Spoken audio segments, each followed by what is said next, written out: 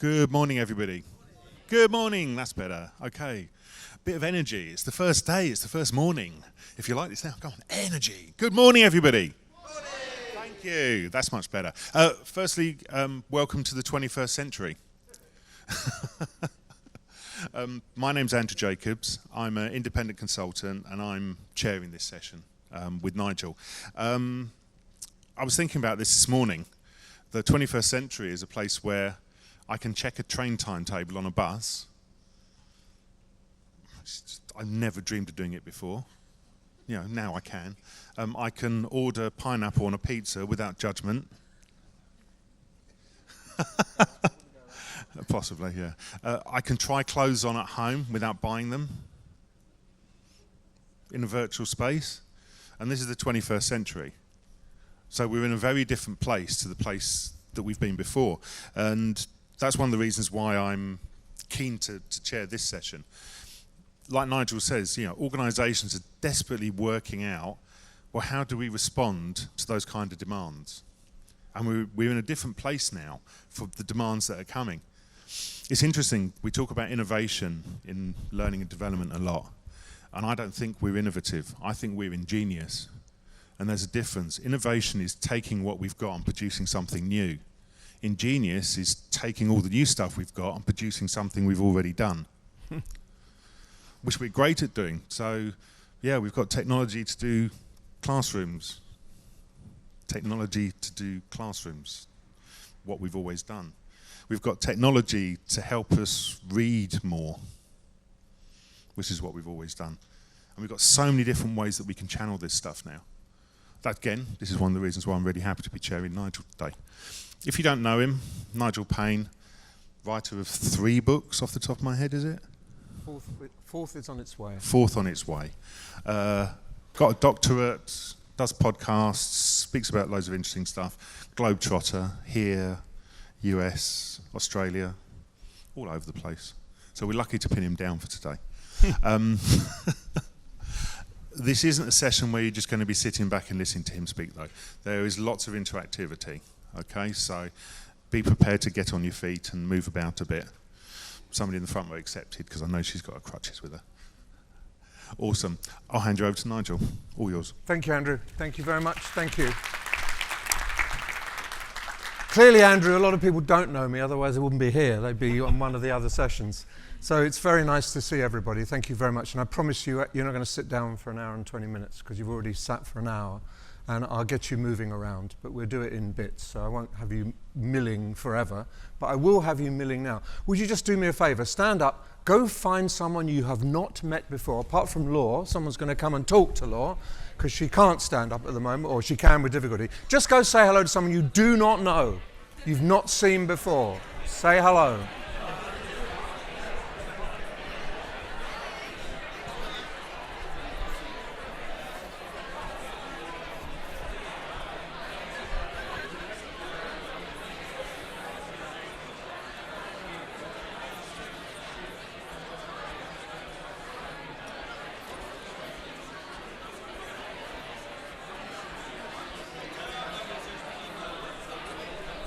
I'll come and talk to you, Lauren. It's lovely to see you. It's great. I'm so yeah, well, wait and see.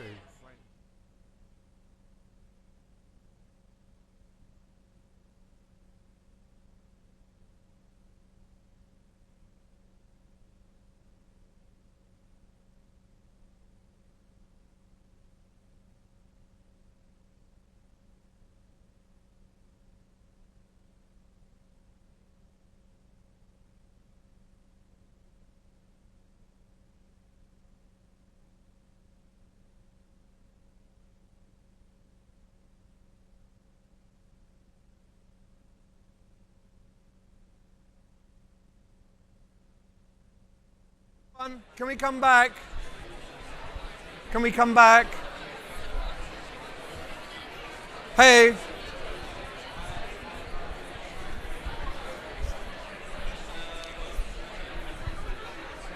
Hello.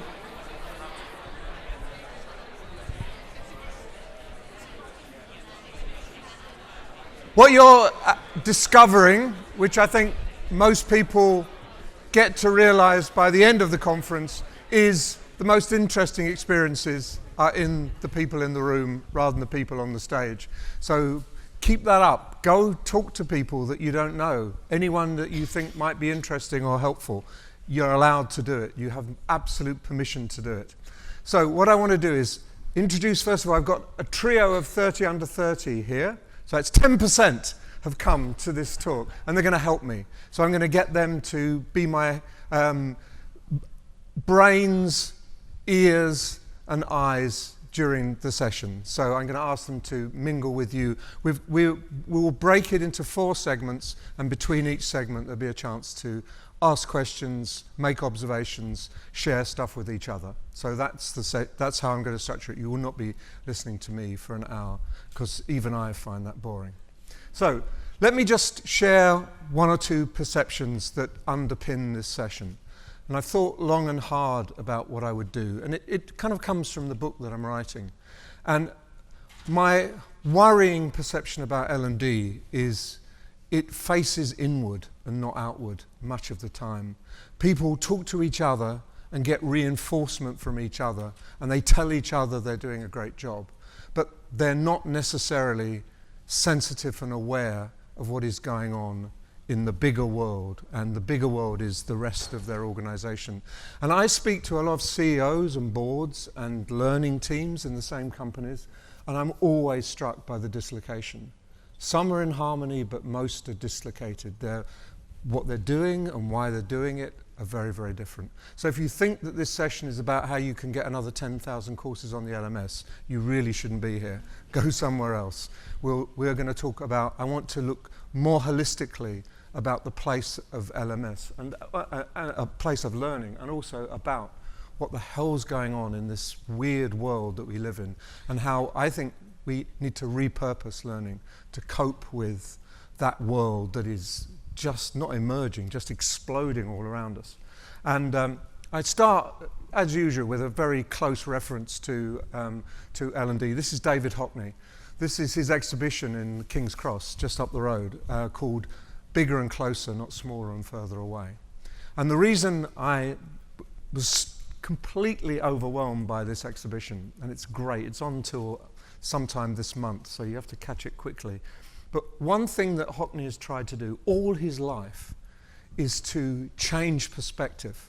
And he's got a big fight with the classical idea of perspective, i.e. the point disappearing into the future. Because he's saying as soon as you pick a perspective, you're limited. You only see one thing.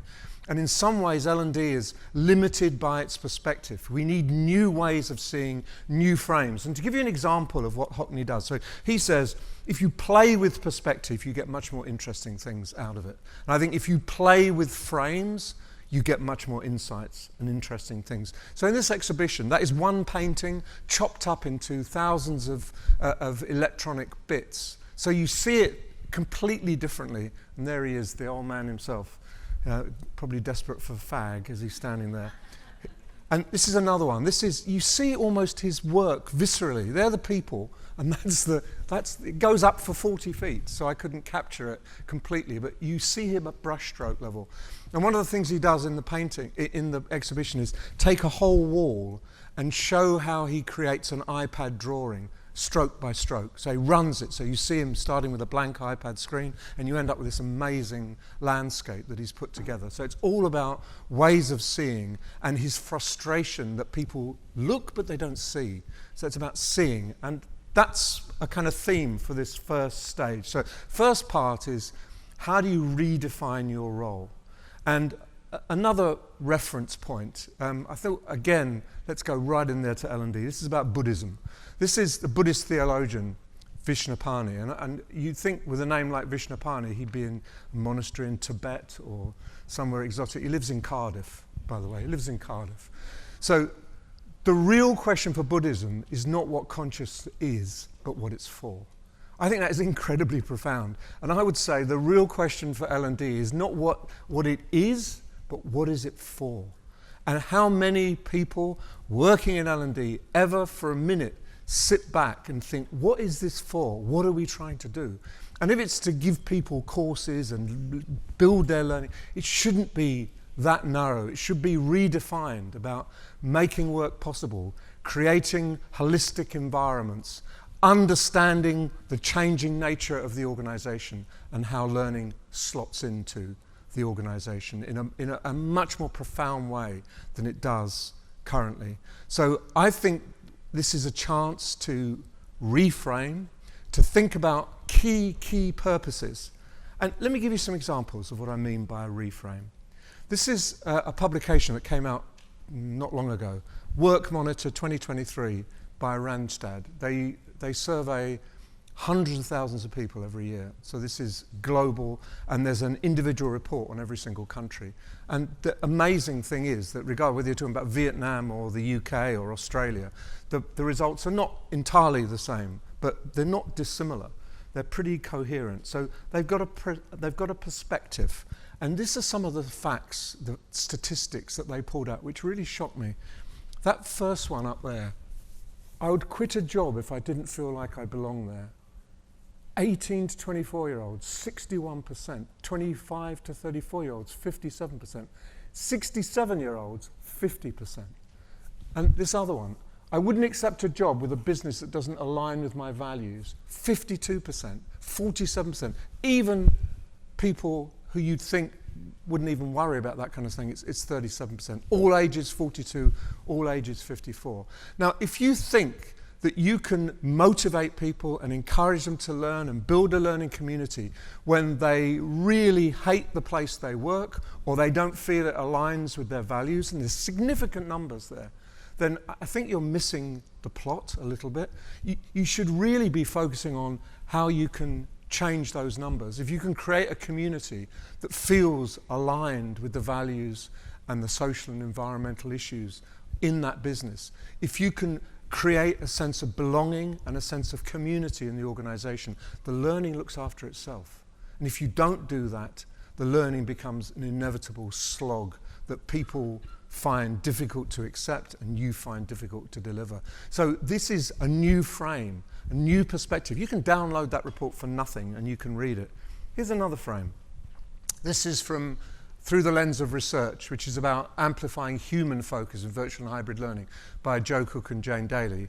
I don't know whether they're both here. They probably could be in the next room somewhere. But this is from one of their slides, which is the biggest challenges. Now, if you look at those, some of them are sort of technical challenges, but there are other things that you should be worrying about if you're in learning. And it's the whole picture. This is what challenges people are telling you. Don't just focus narrowly on the learning or the nature of the platform, because you'll miss a whole bunch of other things that are around that and equally impinge on the success of your job. And this is just a bit of research focusing quite narrowly on virtual and hybrid learning. But even they are throwing up bigger picture issues that aren't addressed. And then look at this. This is my friend Bethany Tate Cornell, who's at the CLO of McDonald's. She has 1 million staff. Think about that. 1 million staff, most of whom she can't control because they work for franchises, don't work for her. And what Bethany is saying is that these are my big problems at the moment. So these are my problems. Labour challenges, digitization, learning culture, employer experience. How many of those problems are going to be solved by putting more courses on an LMS? How many of these are going to be solved by courses? She's got to profoundly engage with the whole organization and help it shift to being more fit for purpose for the world that it now operates in. And there's a massive amount of change going in McDonald's. It might fool you when you look at the menu, but things are massively changing behind the scenes and even front up. And behind that are the people. And behind that is Bethany trying to help employees create that sort of learning and sharing culture, to help them cope with increasing channel complexity and digitization, to the point where they're trying to anticipate customers' needs. So if you're a regular customer in America, you go into a restaurant, you put your some kind of code in, and it pulls up the last 5 things you ordered. So you just boom, One press. You don't have to order anything. It does it for you. And then the whole issue of motivation. They still have massive attrition in McDonald's, and they're trying to do something about that. And it's tough and interesting. But she's got to deal with all of that, those three very different things on this massive scale, all at once. Everything, everywhere, all at once. I think that's the name of a film.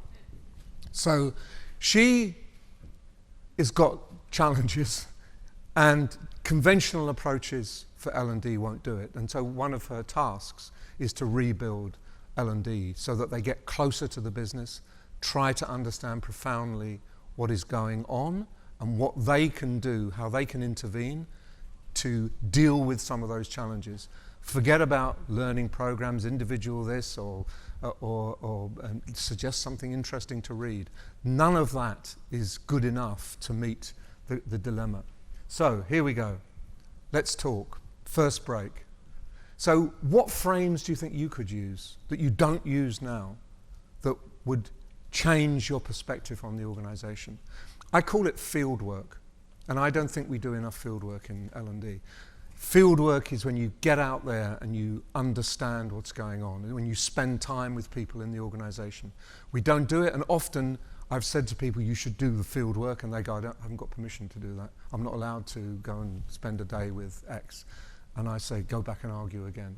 Field work makes a massive difference. I just worked with an Australian company, and the one L&D person spent maybe 2 weeks interviewing a whole bunch of senior people about the challenges. And what came out was completely different to the agenda she'd been given by HR. This is what we need to do in learning.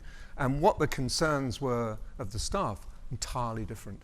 So she's shifted entire focus to try to meet one or two of those challenges. And the biggest one, the thing she's working on at the moment, is just the burden that the organization places on staff by too many meetings going on for too long, and it's just life, one meeting after another, and no one gets any real work done, and it makes people really unhappy and frustrated.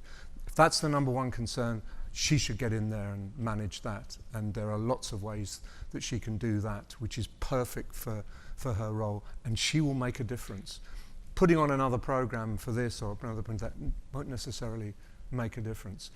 I met the people there who'd just come off their extended leadership development program, which went on for 18 months. And we just spent some time working with the group of leaders, focusing on some of their challenges. And one of them said at the end, why did we waste our money on this program? Why didn't we just talk more to each other?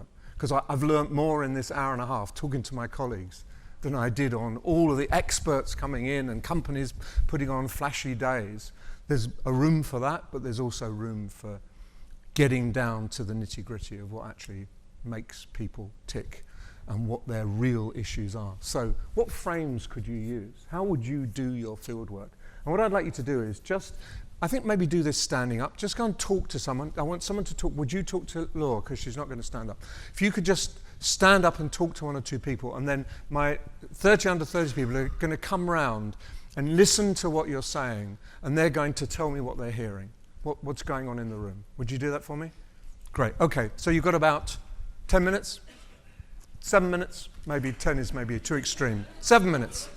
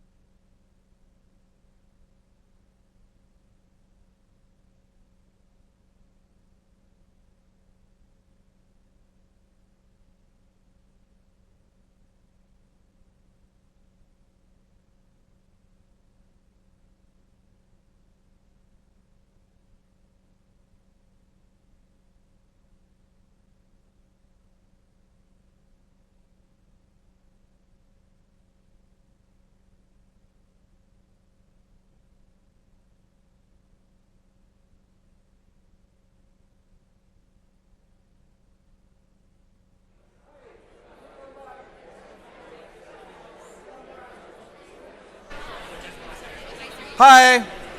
Thank you. Thank you. You've got to have another boring bit before you get to talk to each other again. Just give me a few minutes. So, Lizzie, let's grab you a microphone. Do you want to speak to a microphone? Yeah. What did you learn? Tell me what was... I think Hello. so. Hello. Yeah. Hello. Hi. Yeah, I spoke over there to some lovely people. We basically talked about a lot of the things that were coming up was around a bit of an iceberg of ignorance. So the people along the top that were sort of asking for the training to come out and for things to happen often didn't actually know in reality what that looked like for people that needed to go on the training. So yeah, there's a number of practicalities that the people that the training's for will need to consider that maybe the sort of senior leadership team or the senior managers that are requesting the training might not know about. So the framing would be about going into the organisation, a bit like what you said, and speaking to those people that would be the learners to find out what actually is it and diagnosing from their perspective what it is that they need to shift actually the learning objectives to make sure that it's suitable for the actual need. Yes. Thank you. That was what I found. That's great. Thank you, Lizzie. That's okay. Shall Have I you pass got over anything over here? you want to share? Anything extra? Hi, I'm Serena. Nice to meet you all. I was talking to a lovely group over there, and one thing that came up a lot was the element of, yes, you can do, the field time and speak with the learners, but what is their motivation to tell you their struggles? So with companies, there needs to be a focus on that motivation to share, and it does boil down to the trust element. And the following challenge of that is not only having the listening element, but also having that timeline for enacting what you want to do, which is also quite complex, even if there are all the kind of right signals and the green lights that you can have in an organization. Yeah, that, really fascinating and excellent points. Thank you for that. We'll move on. I always find if you ask people what learning they need, you're asking the wrong question. The question I like asking people is, what stops you doing good work? And then they'll tell you, well, this, and I got this, it will come cascading out. If you look at those things that they're telling you, many you can deal with. Many you can say, right, okay, we can fix that, we can fix that, we can fix that. And once people see that talking leads to action, you get support, and people will continue to talk. And that frames quite well the next section. So the next section is about the organization. My new book is on building learning organizations rather than building learning individuals. I think, again, my bigotry and prejudice, we spend so much time on making individuals great. Your talent, going to give you your individual plan. This is your direction, your career, build yourself. And no one spends a second on how do we build organizations that learn. And some of the elements of organizational learning are, where do you go when you're struggling? Who offers you help? Where do you go when you need help? How easy is it for you to offer help to someone who's obviously struggling? Many organizations, to admit you need help is like career limiting. There's no way I'd do that. To admit you made a mistake, no way, I'll blame him. I'll just deflect the blame somewhere else so I'm okay. You get this toxic culture of individuals. When Harvard did an interview with people at work, 700 of them, what they found was that something like 56% would never offer help because that will be associating with weakness. You're meeting the losers in the organization. Leave them alone. Let them lose so you can succeed. And if you think of an organization where that kind of attitude is rife, forget about resilience. Forget about general organizational ethos, values. Forget about being a great place to work. So I think there's a lot to be done when we start to focus on the organization. And this is one of my beliefs. I stole this from Richard Powers from the Overstory, which is an absolutely wonderful novel. It's about trees. Anyone can write a 450-page novel on trees? He did. But I've changed the words. But you see what I'm getting at. Organizations mend and shape themselves through invisible synapses. And in shaping themselves, they shape too the tens of thousands of people that work for and with them. He's talking about trees, I'm talking about people. So what he's saying is that if you look at this little brilliant animation, complex animation, that under the ground, the trees are a network of links. A forest is not individual trees. It's a completely organic complex network, and it all happens mostly underground. And you've got chemical changes, you've got insects taking chemicals from place to place. But extraordinarily, a forest can heal itself. Information can be transmitted tree to tree by bugs or by chemicals, whatever it might be. And I just think if we see organizations as brains, and in any brain, what makes you smart is not the 100 billion neurons you have in your brain, give or take. What makes you smart is the connections between the neurons. That's where your real intelligence lies. Building new connections.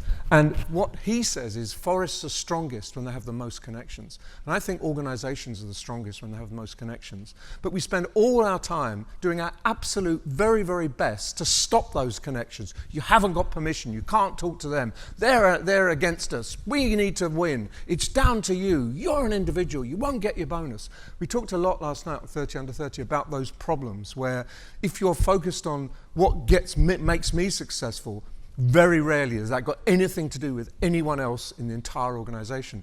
And no wonder, if you think you're great, you will have no worries about leaving. Because I'm great, I'll take my greatness with me to the next organization. What you should be saying is, my greatness depends hugely on that network of support, on the environment that I'm working within, the people who help me and feed me and give me data. That's what makes me great. And I need them, and I need this organization.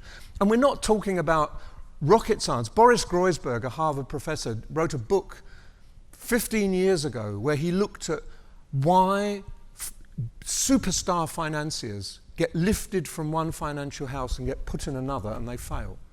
And the answer was because the superstar, rock star financier who makes hundreds of millions of dollars for his company is actually not all about him or her. It's all about the network. And when you just bring one person, you lose the network and they can't function, or they function suboptimally. And he proved it, that organizations are what's strong and what you should reinforce. Not, I'll grab that rock star. It's the organization. Just as you can see, if anyone's ever heard of Premier League football, you can spend £600 million in Chelsea on buying new players, best in the world, and still have an absolutely awful team that completely sucks. Why?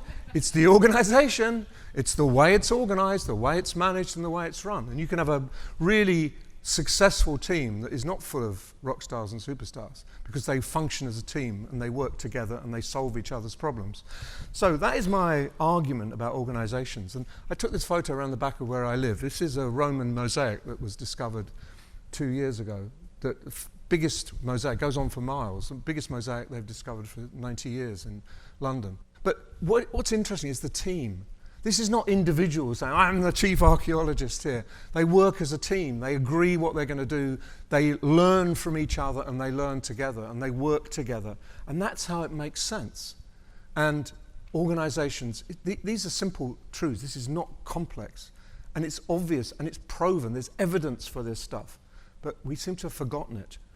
And also, we need to remember this, that we need psychological safety. No one's going to trust, as you said. No one's going to open up. No one's going to tell you what's really wrong. No one's going to admit they made a mistake. No one's going to admit they need help when there's no psychological safety. And she is saying, in a psychologically safe, this is Amy Edmondson, by the way, from Harvard, in psychologically safe work environments, if you make well-intentioned mistakes, people will not think less of you for it.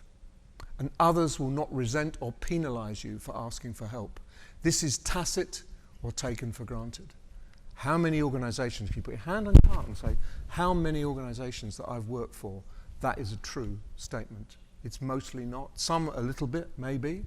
But organizations that genuinely embrace that and create an environment where people feel they can not just fail safely, but flourish safely, are always going to have the edge over organizations where those kinds of things don't happen. And it just strikes me that in the complex environment where no one knows what the hell's going to happen, we could have a room full of economists and say, what are interest rates going to be like in 9 months? And they'll have 9 different answers, or 10 or 20 different answers. We are in an area of acute instability. You solve that through collective brains. And yet we stop that process happening. We kill it, if we possibly can, in organizations. And I think it's a huge mistake. and we need to rectify it. It wasn't like that in 1990s and the early 2000s. There's a big focus on organizational learning. GE, none other than GE, Annual Report 2000, the only way GE will thrive in the 21st century is to learn faster than the competition and faster than the environment it works in. Jack Welch. Now, how many organizations genuinely believe that? They believe we can employ really smart people. We get these people that they will tell us what to do. That is not the answer. You need to galvanize the power of the whole organization. And I reckon that most organizations could improve productivity by massive amounts. They just galvanized the know-how and knowledge of the organization and created a culture where people can speak up. Because most people say, oh, I could have told them that, but I'm not going to tell them because no one's listening to me. Who am I? Or if I get it wrong, I'll be in trouble. So let's just have a little talk again. And you maybe want to just turn to someone this time. Do you know what the conditions for learning are? How easy is it to admit mistakes? Is it expected that you'll offer help if someone asks for help? Where is that? Where are you in all of that in your organization? Just share that. Well, it won't take long on this, just a couple of minutes. Just turn to the person next to you. And if you can just talk about your organizations, okay? We'll get you can be first, yeah? Yeah? About what you think about that.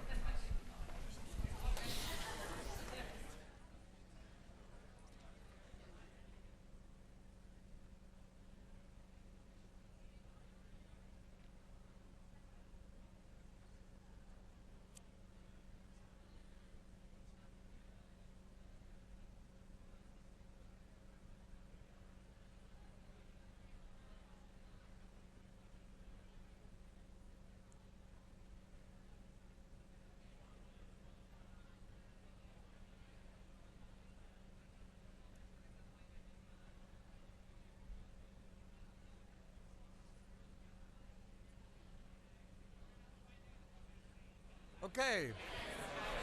We'll stop there. Thank you. Thank you. Thank you. Thank you very much. I do try. I thought Andrew had buggered off, although he left me. Even Andrew's left me. No, he was just hiding at the back. Okay. Have we got a microphone? Yeah. Thank you. Tell us about your organisation. Hi, I'm Emily. So my organisation does actually push for that kind of safe space. We do a lot of work on psychological safety with Amy Edmondson, actually, specifically around that kind of space. I don't think it always works, simply because I work for a consultancy, so the client ends up taking priority in that kind of scenario. So the conditions for learning will work up until the client takes priority, and then everything sort of collapses a little bit, and it starts being much more like we can't not be correct in front of the client, and therefore that ability to admit mistakes becomes less of a thing that we're allowed to do. So it's an interesting one, because I think there is a lot of good intention behind it, but the actual practice doesn't always run through. So yeah. Yes, thank you. And again, I think that is really common, that you're prepared to do something to a point, but genuinely you have to be able to admit mistakes in front of a client. One consultancy that I work with came in and said, look, this is our first iteration. I think we got this entirely wrong. So we've gone back, and this is our second iteration, which I think is much better. But I think there's a third, which involves you. And it was very clever, because it meant that people, A, it kind of humanizes them. They're not all seeing, all knowing. And B, it immediately brought the audience in the room. And it worked. You know, people said, well, I think you could add that, and what about this? And they ended up with a cooperative endeavor, which was much more powerful than the iteration from the outside. But many consultancies make all their money from being omniscient, as you know. They come in and they say, this is what you do, just follow us, and that'd be £150,000, please. That's how they work. But meant to charge. Yes, you're meant to charge. Yes, of course. I can't even believe you're not. So, you know, I think there's a learning curve too, in where we begin to understand uncertainty and the power of uncertainty, and the power of not knowing completely, rather than subsuming that into this is what you need to do to fix it. Maybe, maybe not. So there's some big issues around that, and I think that we've got a long way to go to resolve it completely, even if you have Amy Edmondson herself in the room, and she's very good, she's very smart, but there's a culture that prevails and trumps everything. And I think that L&D needs to be working on the culture. They need to create an environment where people can learn. If you do that, people learn without much effort at all. They learn by talking, they learn by exploration, they learn by experience, they learn by project. They become conscious learners. When you've got an organization of conscious learning, 3/4 of your job's done, and you can just manage the situation and manage the environment. So let's work on number 3, which is how we do this, how we begin to make these things happen. And I'll just share a few things with you, and then we'll have a little discussion. So the first one is, again, a rather simple, perhaps naive belief of mine, that learning happens in the space between people in the learning organization. That no one person has the key. It's that person next to that person, bringing in that person. That's when the real knowledge is shared. And if you believe that, if you create an organization where learning happens in the space between people, you completely change the nature of the organization, completely change the nature of the hierarchy, for example. You need to put people together in order to explore the learning and the knowledge. And that is not simple. I'm not pretending that these are trivial, just do it, it's easy. It's complicated because you're changing people's mindsets, you're changing people's long-held opinions. It's all about me and my brain, it's not about my connections. Whereas the truth is, more and more and more, it is about your connections. And if you take this is something that is well proven in literature, the self-determination theory, invented by Deci and Ryan, who are kind of, I suppose, averagely okay academics, stolen by Dan Pink, who made an absolute bloody fortune out of, if anyone's read Drive. It's based on that, but Dan Pink changed it. He said that motivation, intrinsic motivation, is about autonomy, mastery and purpose. Deci and Ryan didn't say that. What they said was that intrinsic motivation, which is you want, the motivation that isn't about bribery, it isn't saying, if you do that, you'll get an extra this. If you do that, you can do that. Intrinsic motivation is you do it because you want to do it. What he's saying, there is a massive issue of choice and autonomy. And if I could have £1 for every leader I've spoken to who said, yeah, but you can't really trust them to do it themselves. I have to check. I have to make sure these things are happening. And when you say why, because fundamentally you just can't trust that they'll do it. And you take away autonomy, you've just chopped motivation, thrown it right out the window. So autonomy is important, but autonomy within limits and frames. You don't just say, do what the hell you like. That's chaos. But it's also about competence and giving people an opportunity to get more competent and therefore admit what they don't know. Elliot Maisy, yesterday or the day before, did his post. He's doing these things called notes. And he's saying that most people being interviewed never admit what they don't know because the organization, and where do you think you're not so strong in competency? And when you say, well, I'm not really strong on analytics, I'm okay, but I don't really know how to do it, they're crossed off the list immediately because they want someone who's all-seeing, all-knowing, all-dancing, walk into the door, do the job. When in some ways, they're being totally naive. The best people are the ones who walk into the job, not 100%, but are willing to learn, willing to explore, willing to admit that I'm not so strong on that. Can you partner me with someone who really is good at that? Give me the opportunity to learn. They're the people you want to employ, not the ones who can tick every box. Because all that does is encourage people to lie. So essentially, you get someone who goes into a job interview, they lie about what they can do. Day one, they're told they can do it. They're already beginning to cover up. They're already wearing a mask, pretending they're something they're not, and hoping they won't get caught out.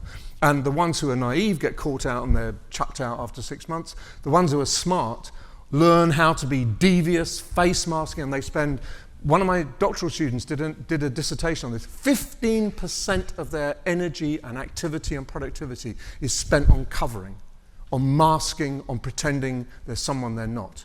Because they said that right from the day one. And it's the organization's fault, it's not the individual. They were encouraged to behave in that way, and it's toxic.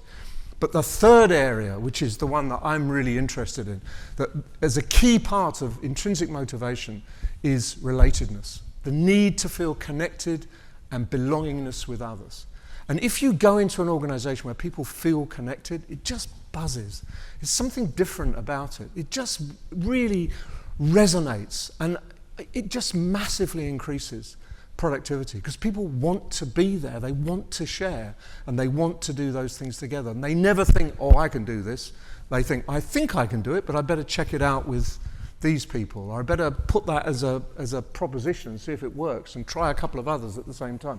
You get this kind of experimental organization. And there's a very famous, you saw exploitation and exploration this morning, but there's a very famous article in 1999 saying the dilemma of modern organizations is they're either exploiters, in other words, they're really good at working on their value proposition and doing a great job for the customer, or they're explorers, and therefore they're great at new ideas and absolutely useless at putting them into practice. That was 99. Now, no organization you say that to, they go, what? Of course we have to do both. So you spend so much time on one and so much time on the other. The key is how those two things lock together and how you decide what you explore and what you continue to exploit, how you can still wrench some value out of an existing proposition, and when to let go and say, we don't need to do that anymore, or we should be doing something more interesting. So it's not a kind of dilemma anymore, it's the essence of how you run an organization. But you do that with people who are prepared to be honest and work together, to work out that's never going to run. It's time to go, move on. Instead, we've got all these people protecting their own little fiefdoms and saying, no, that's really successful, and then fixing the results to make it look like they're successful. And I was hearing about an organization this morning in Colombia where, because the head count is too high, just before the annual figures go in, they get rid of about a third of the staff and put them on contract, and then a month later they put them back on the staff. And they've done that for 5 years. Totally, I don't know whether that's illegal, but it's totally fraudulent. So they say, yes, we've cut the head count, we've cut it by a third. Oh, good, that's great progress. And then it doesn't get counted until the next year when they can do more or less the same kind of thing. These things are toxic in organizations because no one is working together, and basically no one really cares. No one cares. So I think Desi and Ryan are superstars. You know, that they sit there in Rochester, New York, and they've got data upon data. They've got to set up a center for self-determination theory where there's loads and loads of research. They've just released a meta-analysis of the meta-analysis of self-determination theory. That must be good. You can do that. There's a lot there for them to look at. But we don't spend enough time on that. A key part of motivation is relatedness. How many organizations even care about that? Not many. They care about competence. Yeah, they care a little bit about autonomy, but relatedness, why do we need that stuff? And even going back to the research, the Cook and Daly research I looked at, they're talking about self-determined learning journeys, actively engaged. So forget about virtual hybrid sessions. Just their quadrant, overwhelmed with content, bored by presentation, content driven, i.e. self-directed, you get a chance to decide whether you go left or right and A or B. But the real goal is to be actively engaged and self-determined. And self-determination theory, that's another theory, Heutagogy it's called, was invented in 2000. Self-determined learning is when you are completely in the control seat. No one is telling you. The content is what you can explore and what you can find. And that is a very big shift, just as the way that many of our services that we absorb are now self-determined. You know, you work out what you need from the services that are provided, mostly online, and you work it out yourself. You've changed your banking habits, although I heard today on the radio that there are 10% of people who will not use an app, want to go in a bank and want still to write checks. They're a bit difficult as they're no longer legal.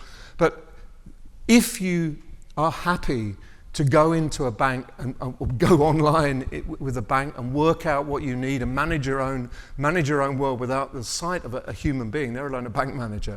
Why do you want to be a bank manager in the learning organization? Why do you want to be a bank manager? It's a terrible job.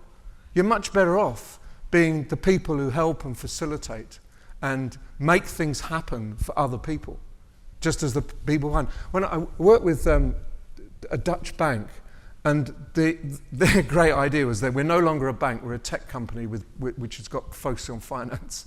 And they broke up the entire organization and put everyone in teams of multi-skilled teams. So the finance people were sitting in every team, the marketing people were sitting in every team, the developers were sitting in every team. The developers used to be in a building about 300 yards from the main campus. No one ever went there or talked to them because they had this idea that developers smelled and we didn't really want to have anything to do with them. When they finally get to meet them, guess what? It's totally different. So that was extraordinary experience for the bank. The generation of new products and new ideas was exponential. Third of the staff left. We want to go back to being in the marketing team. We want to go back to being in the finance team. Third of the staff left. But the 2/3 that were left have really made a massive impact on the organization. And the bank will never go back. So, let's talk. What could you do that would support this process? Particularly the Desi and Ryan process. So just go back to that. The autonomy, competence, and relatedness. How could you help build relatedness? You should be doing that. Who else is going to do it? There's no one else in the organization who gives a damn about any of this stuff apart from you. You can have a huge impact if you can persuade the organization that this is the way to go and to try it out. But what are you going to do? So what would you do to support it? Now, I think we've got, how long have we got? 15 minutes, and I've got one to go. We'll just do this again, sitting down, then we'll do the last one standing up, and we'll have a bit longer. So just turn to your neighbor again, and if you three could just encourage people to say really interesting things and then tell me what they say. Would you do that? Just be flies on the wall or more active than that. Knock them into shape. So, what could you do to encourage autonomy, relatedness, and competence in your organization? And not be bank managers.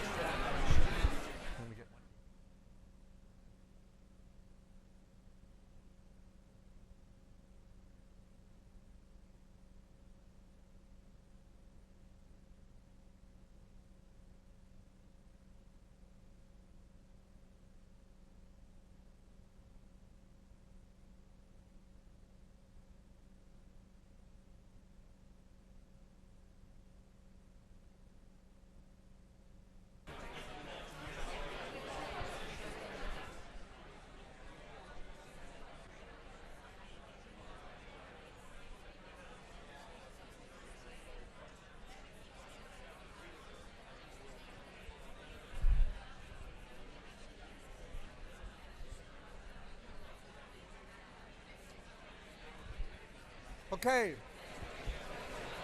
we're going to stop there. We're going to stop there.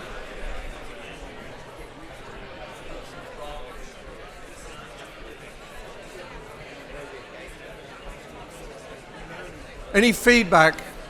Where are my feedbackers? What have you got? What did you discover? Lizzie? I mean, we got slightly distracted beforehand because we were talking about some other stuff, but partly it was about that sort of finding similarities where you might not think there are any. So sometimes people, I think, they go into silos or in teams. They're like, I'm in this group and you're in that group, and they get into that space. But I think it's finding the similarity that you might not have before, maybe with the kind of serendipity things they were talking about earlier, where you have those conversations, you're like, oh, actually, we might not be common here, but we have a similarity here. And with that, you're able to expand that network and get that relatedness factor in. Excellent, yes. Lizzie? I think we actually quite struggled to sort of, that was the question, isn't it? Like, how would you support this process? It's actually quite hard to think about it.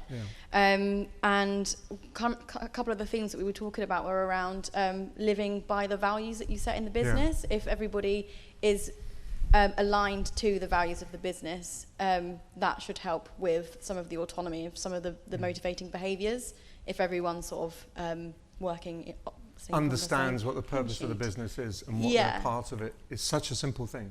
What are we in business for, and what is my role in that? And bringing everybody on board with that. And bringing everyone to have that discussion. That's a company discussion. And it can vary by departments and by managers and by individuals. So team cultures all and good. things. Serena, what about you? Yeah, So in some ways echoing what Lizzie was saying, so there's the element of lifting the immediate pressure of the problems that you may have to deal with this afternoon or tomorrow, and then get the alignment on the vision of the company and what's the big picture and what you might overcome at the moment. And that's where really the motivation to learn come, because you have the realistic element of, yes, I can learn to solve this problem in a year's time, but there are some things that are so immediate that might feel extremely scary to learn how to sort out. It's all true. Thank you. This is the fourth one, which is about you need to create physical and virtual spaces where a lot of this can happen. In big organizations, it needs to be mostly virtual. In small organizations, physical. But fascinating, Zoom, we know what their business is. No one in this room who doesn't know. Probably everybody is a customer of Zoom, or most of you are. Zoom have spent a fortune reconfiguring their offices to make them communal spaces for learning. They've taken out all the kind of carrels and rows of desks, and they've built small, medium, and large size spaces. They put walls that you can write on. They've created these environments for brainstorming. That's their way to get people back in the office, to make the offices so compelling that people want to come back in, rather than, oh, we could have another Zoom meeting.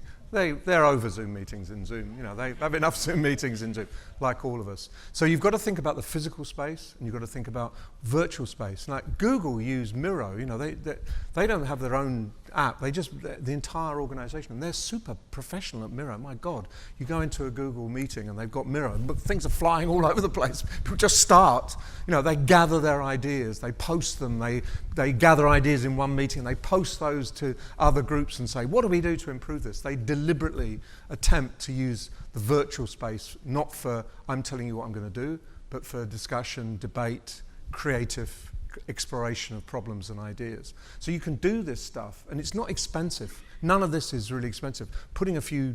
Taking out a few chairs, putting a few more chairs in is not going to break any organizational bank. But we're going to stop. We've only got 5 minutes, so what I'm going to do is ask for any questions or observations that people have. Yeah. What questions have you got, please? Hands up. There's one over there, Lizzie. Good old Lizzie. Oh, thank you. Lizzie's. I did say, Lizzie, you better have a question. I was thinking all this time. I guess it's from this morning's talk, and it leads into this, and a lot of it for me is around like that social connection. Yes. So as the trend to work more from home, there's a huge demand to be more hybrid and to work online. And as you say, like trying to make offices so people want to come in to collaborate. If people are trying to work more online, are we risking like social sustainability of being able to maintain good connections, and is that going to have a hindrance on innovation? Because when you get people in a room, you have Things that pass. non-verbal behaviour, you have the vibe of the group, and you all sort of energise together. It's very difficult to do that online sometimes. It is. Yeah, one of your colleagues, you work permanently online. There's no offices. There are big successful organizations that work entirely online, but they don't just let this stuff happen. They manage it intelligently to create opportunities for people to connect and to work together. I remember when Ben Betts was running his little company that was taken over by Learning Pool, he had staff in the US and he had staff working remotely. Every Friday they would stop early in order that the US could join, and they would just go round what are you doing, how's it going, what have you done this week, and they would just spend a couple of hours every single week on looking after people. And Ben's father, who was in the company, Ben's father always phoned every single person that he couldn't clap eyes on, everyone who was not in the main office, every week to find out what was going on, tensions, issues, challenges, things we can help with. And that made a big difference. I interviewed them for one of my books, and I talked to the remote staff and I talked to the staff who were based in the office, and I couldn't put a cigarette paper between them in terms of their commitment and their interest. But it needs to be managed. So it's absolutely true. I don't think we're going to say, right, go back to the office. I think we just got to manage it all better and more intelligently. Question at the back. And then one down at the front. That tension between coming into the office and hybrid and so on, that's a difficult conversation still ongoing. It is, yeah. And organisations are screwing up regularly. Hi, my name is Said. Probably the only medical person around here. I'm a consultant. And I'm glad you came. Seriously, I'm glad you came. I'm really glad I'm here. The thing is, it's really great to talk about culture, etc., in a very genteel environs of a Excel, center where you have great food and people are relaxed. How do you translate this when I go back to work?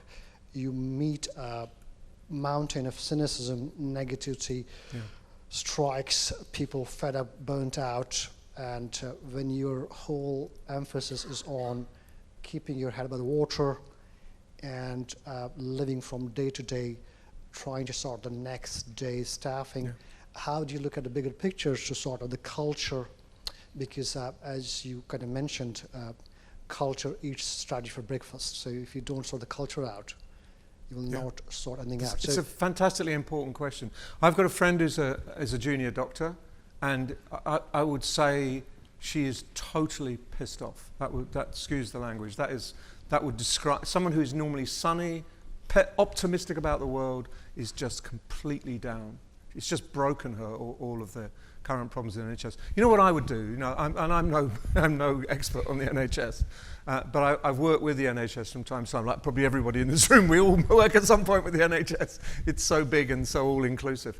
What I would do is that in my bit, so I don't know what bit you control, in my hospital, in my department, in my specialism, I would ask the staff a very simple question. What do you think I could do to make your life a bit easier? Is there anything we could do? And if that involves a small amount of budget, then I would spend that budget. But if you start to focus on making people's lives just that teeny nudge bit better, you find that helps everything improve. And it shows that things can change. Because there's a great belief in the NHS that this is just an interminable struggle, and it's never going to get better. In fact, it's only going to get worse. Yeah. Note of that about when you said what can I do to for you to do your job better. That's a great quote. The thing is I rely a lot on people like managers. Whereas some of these things are slow. The things which you want to see make you thrive, not survive. So how do you align those forces to see your vision? Because I've got great ideas, but I don't control the purse strings. Things I do and want to happen, or the hard graft, getting a good colleague, means that you might have to create a different job plan, but that costs money, and whereas I don't control the purses, somebody else does. See, if you look at the NHS leadership program, which was massive investment at 4 levels going through the NHS, the primary aim was to get clinical and non-clinical staff to talk to each other, to respect each other, and to start to build common platforms for improvement from very local through to trust and up to national level. And it didn't work because things didn't change. That empowerment to do small things didn't get put in place. So I still think the answer is to start small. I remember when Greg Dyke was running the BBC, and Greg was going on and what he used to go crazy about, people would say, oh, we can't do that, they won't allow us. They won't. And he had these posters made all the we are they. There's no they, all right, there's no they. And one of the things, there was a beautiful courtyard in one of the buildings that it was locked. And people said, oh, they won't let you go in there. So Greg had the doors taken off. He turned it into a kind of coffee area, relaxation, and said, hey, where's the they now? And it's true, things that take a door off, move that, change this shift pattern. Little things change people's lives. So it's true. What was your one? 12:22. Right, okay, just one. I'll do this answer in 30 seconds. Actually, it's just a comment, not a question. Yeah, go for it, perfect. I just wanted to thank you both, because I think the session gave us a really beautiful framework on how to enable a learning culture, the way that you use the harvesters, those voices to come and gather insights from the group, and the way that you've engaged us was really beautiful, so thank you. Thank you. That's a good place to end. So thank you very much. Thanks for sticking with me. I'm really delighted, amazed, and thrilled. Thank you. I was just going to say, Nigel, there were 4 things that I got that stood out for this. And the first one is that we are more than the sum of our parts. And I think we do that wrong sometimes. We get that wrong. And we don't necessarily add the right mix. So there's something to do with ingredients. play to succeed, don't play to win. And I think we do that wrong too often. We assume we have to win, when actually what we should be doing is succeeding. And success is something that could be shared, whereas winning tends to be binary. So there's something about that. I think you probably will need to go away and actually ask yourself and your organisation, what are your learning principles? Because if you can't explain them, why should anybody in your organisation be able to trust you? And the last one, which comes really from the last question, was something I thought of before, is you change minds one heart at a time. Thank you, everybody. Thank you, Nigel. And really, thank you, my really good 30 session. under 30. Thank you so Well much done. for